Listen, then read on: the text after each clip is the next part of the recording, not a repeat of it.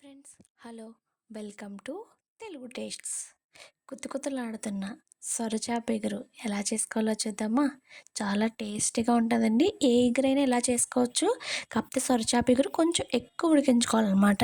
సొరచాప clean చేసుకోవడం కూడా ఎవరికైనా కావాలి అంటే కింద కమెంట్ బాక్స్లో కమెంట్ చేయండి. క్లీన్ చేయడం కూడా ఎలాగో చూపిస్తాను. ముందుగా సొరచాప ఎగురుకి కావాల్సినవి ఏంటంటే, ముందుగా ఆనియన్, టమాటా, వెల్లుల్లిపాయలు, అల్లం ఇదంతా మనం పేస్ట్ చేసుకోవాలి. తర్వాత ఈ చూపిస్తున్న మసాలాలన్నీ కూడా మనం సెపరేట్గా పేస్ట్ చేసుకోవాలి. ఇప్పుడు ఒక కడాయి పెట్టుకొని కడాయిలో ఆయిల్ వేసుకొని, ఆయిల్ వేడెక్కిన తర్వాత పచ్చిమిర్చి, కరివేపాకు, ఇంకా మనం ధనియాలు, జీలకర్ర పేస్ట్ చేసుకున్నాం కదండి, ఆ పేస్ట్ మాత్రం వేసుకొని కాసేపు వేగనివ్వాలి. ఇది వేగిన తర్వాత అల్లం, వెల్లుల్లిపాయ, టమాటా, ఆనియన్ పేస్ట్ సెపరేట్గా చేసుకుంటున్నాం కదా, ఆ పేస్ట్ కూడా వేసుకొని కాసేపు బాగా వేగనివ్వాలి. ఎలా వేగాలంటే ఆయిల్ అంతా పైకి తేలుతున్నట్టుగా ఇదిగా బాగా వేగనివ్వాలన్నమాట. ఇప్పుడు టమాటా ప్యూరీని కూడా వేసుకొని కాసేపు వేయించుకుందాం.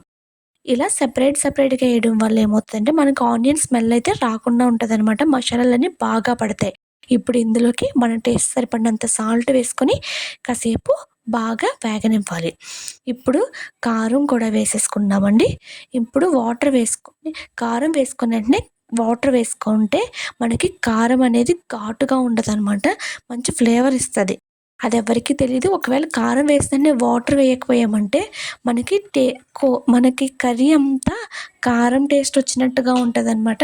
మనకి కారం తర్వాత వెంటనే వాటర్ వేసుకుంటే ఫ్లేవర్ అనేది చాలా బాగుంటుంది. ఇప్పుడు వాటర్ వేసుకున్న తర్వాత ఇలా ఆయిల్ తేలేంత వరకు బాగా మసాలా అంతా ఇలా మగ్గిన తర్వాత ఇప్పుడు మనం వాష్ చేసుకొని నీట్గా కట్ చేసి పెట్టుకున్న సొరచేప ముక్కలైతే దీంట్లో వేసుకొని ముక్క కదలకుండా వెనక్కి ఇలా ఉడికిన తర్వాత ఒక్కసారి వెనక్కి అయితే ఫ్లిప్ చేయాలన్నమాట.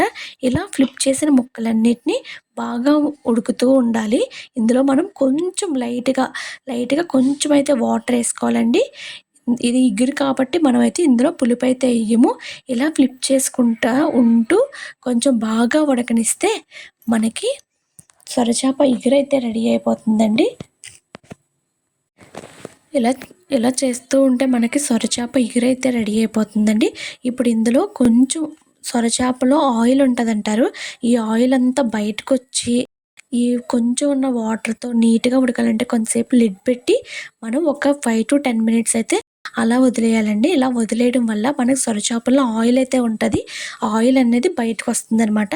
ఈ సొరచేప అనేది చాలా హెల్దీ. మనం ఎవరు చిన్న పిల్లలు అప్పుడే బాలింతలు ఉంటారు చూడండి, బాలింతలకు కూడా ఇది చాలా బాగా పెడతారు. ఈ సొరచేప అనేది చాలా ఎక్కువ దొరకదనమాట. ఎందుకంటే ఇది మెడిసిన్కి ఎక్స్పోర్ట్ అయిపోద్దని అంటారు.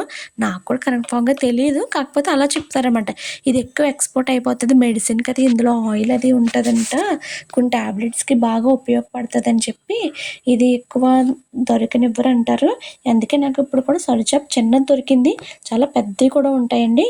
సొరచేప అనేది నీట్గా క్లీన్ చేసుకొని అయితే వండుకోవాలి.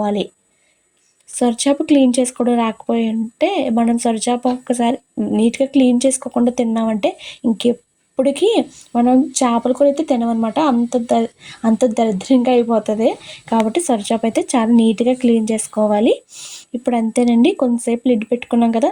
ఇప్పుడు చూడండి మనకి ఆయిల్ అయితే వస్తుందన్నమాట. కూర నుంచి ముక్క నుంచి బాగా ఉడుకుతుంది. మనకి ముక్క అనేది బాగా ఉడికిన తర్వాత మాత్రమే మనం స్టవ్ ఆఫ్ చేసుకోవాలి. అంతే అండి, మన సొరచేప కర్రీ అయితే రెడీ అయిపోయింది. ఈ వీడియో మీకు నచ్చినట్టయితే లైక్ చేయండి. మరిన్ని వీడియోల కోసం మన ఛానల్ని సబ్స్క్రైబ్ చేయండి. Thank you.